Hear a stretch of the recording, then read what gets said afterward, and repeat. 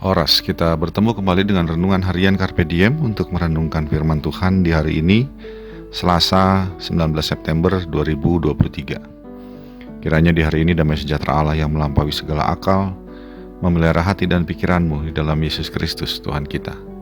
Mari kita memulai perenungan firman Tuhan dengan bernyanyi buku Wendy nomor 202, bait yang pertama dan yang ketujuh.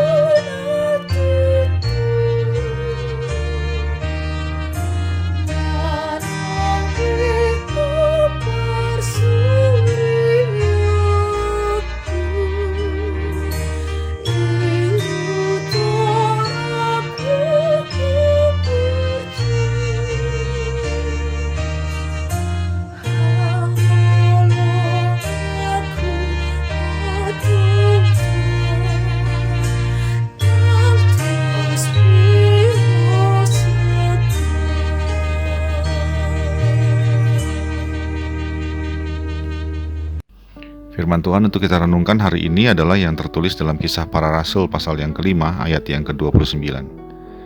Tetapi Petrus dan rasul-rasul itu menjawab, katanya, kita harus lebih taat kepada Allah daripada kepada manusia. Demikianlah firman Tuhan. Hitler adalah pemimpin Jerman yang sangat kejam pada masanya. Tidak segan ia memerintahkan untuk memusnahkan orang-orang Yahudi di Jerman karena dianggap sebagai ras yang lemah. Jutaan orang Yahudi mati dibunuh atas dasar perintahnya. Karena kekejamannya, orang-orang takut untuk menentangnya. Termasuk gereja-gereja di Jerman tidak berani melawan kehendak Hitler. Namun ada satu pendeta dari sedikit pendeta yang masih berani melawan kekejaman Hitler. Namanya adalah pendeta Dietrich Bonhoeffer. Perlawanan yang dilakukannya terhadap Nazi Jerman yang dipimpin oleh Hitler adalah mulai dari menyembunyikan orang-orang Yahudi sampai dengan terlibat dalam sebuah komplotan yang dirancang oleh para anggota kantor intelijen Jerman yang juga tidak setuju kepada kekejaman Hitler. Bonhoeffer juga menyuarakan kepada gereja-gereja untuk tidak takut kepada rezim Nazi Jerman dan agar mau bergerak bersama dengan gerakan yang menentang kekejaman Hitler. Sungguh Dietrich Bonhoeffer adalah contoh dari tokoh Kristen yang melakukan dengan sungguh-sungguh apa yang dikatakan dalam firman Tuhan renungan kita hari ini. Kita harus lebih taat kepada Allah daripada kepada manusia. Apa yang dilakukan Dietrich Bonhoeffer adalah sama dengan apa yang dilakukan oleh Petrus dan rasul-rasul lainnya yang tidak takut menyuarakan berita Injil Yesus Kristus di bait Allah sesuai dengan yang diperintahkan Tuhan melalui malaikatnya. Sekalipun pada saat itu para pemimpin agama Yahudi melarang dengan keras mereka melakukannya.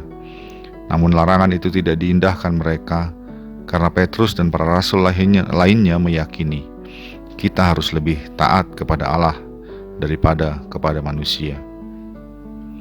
Sahabat Carpe Diem yang dikasihi Tuhan, dalam posisi kita masing-masing tentu ada orang atau pihak yang lebih memiliki kuasa daripada kita.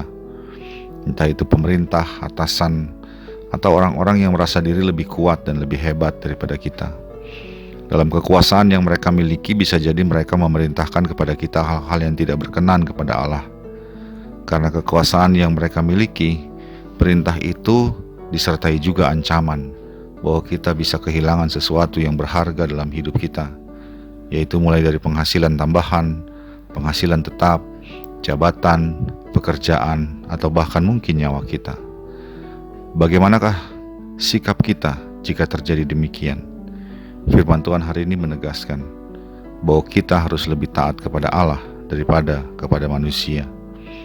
Kekuasaan manusia yang memerintahkan kita itu memang lebih besar daripada kita, namun tidak lebih besar daripada kekuasaan Allah. Bahkan sesungguhnya Allah lah yang menjadi pemilik segala kuasa di dunia ini.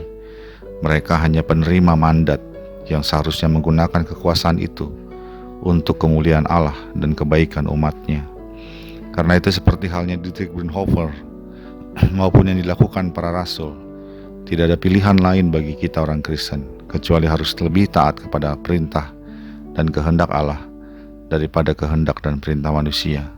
Sekali lagi, yaitu jika perintah mereka yang lebih berkuasa itu bertentangan dengan kehendak Allah. Amin.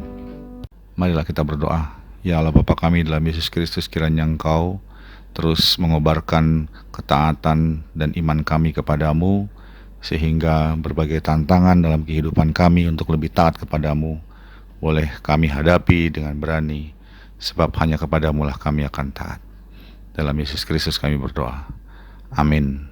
Kasih karunia dari Tuhan kita Yesus Kristus, anugerah dari Allah Bapa kita, dalam persekutuan dengan Roh Kudus menyertai engkau sekalian. Amin.